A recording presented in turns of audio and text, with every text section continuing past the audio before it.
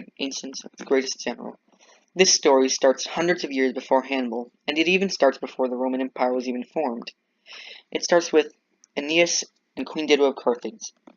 Following the fall of Troy, in which the Greeks sacked the ancient city of Troy, Aeneas of Troy left and crash-landed in Carthage.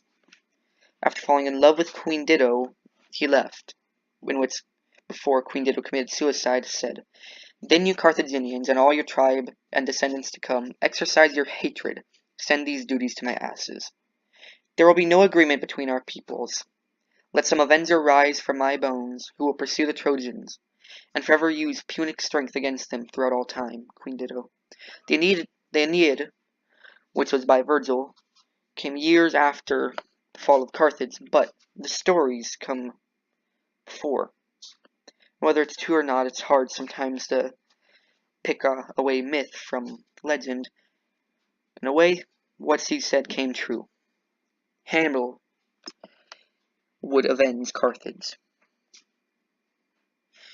Hamilcar Barca, the father of Hannibal, fought in the First Punic War and was a general, one of the main generals in fact, in which he was met with many defeats and couldn't defeat Rome.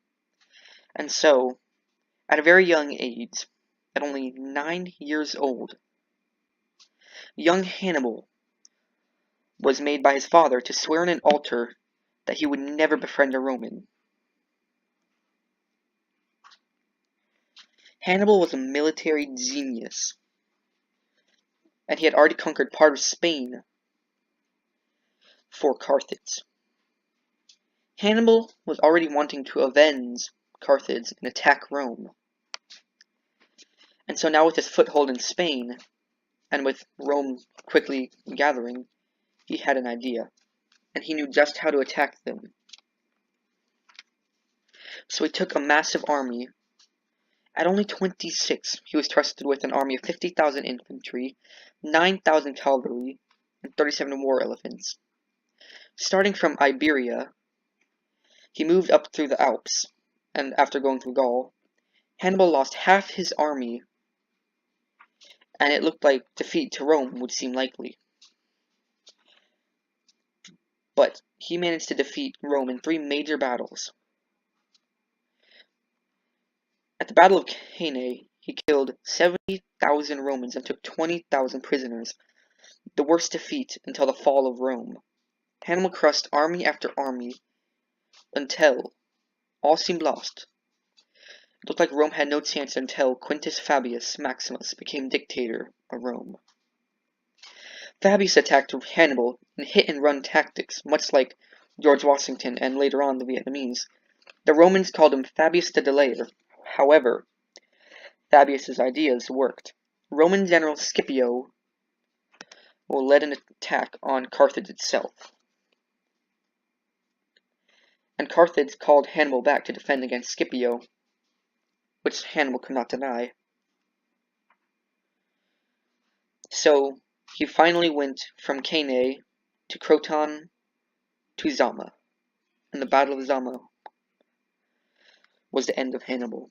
Scipio and Hannibal fought in a man-to-man combat in order to spare some of their troops. After that battle, Carthage lost, and that was the end of Hannibal. But the story lived on because Hannibal kind of fulfilled that prophecy in a way. Hannibal was a very smart man when it came to war.